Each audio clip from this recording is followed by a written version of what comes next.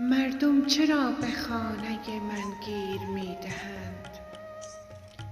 بر موی خیس و شانه من گیر می دهند.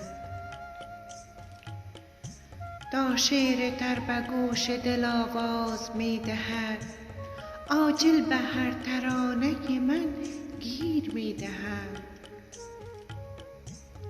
حتی پرندگان خیابان قریه ام بر نغمه شبانه من گیر می دهند.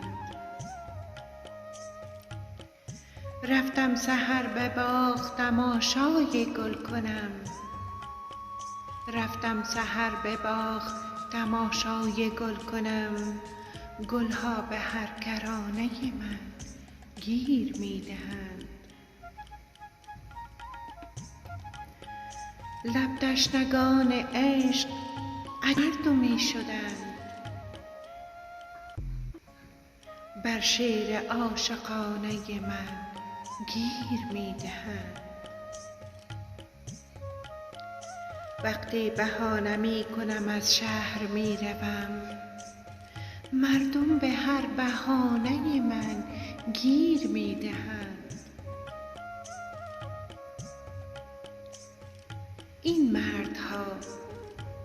این مردها همیشه غزل گوش می کنند. این مردها همیشه غزل گوش می کنند. بر مصرع زنانه من گیر می دهند. بر مصرع زنانه من گیر می دهند. مردم چرا به خانه من گیر می دهند؟ غزلی از مجموعه خورشید ماندگار، مریم سپهر.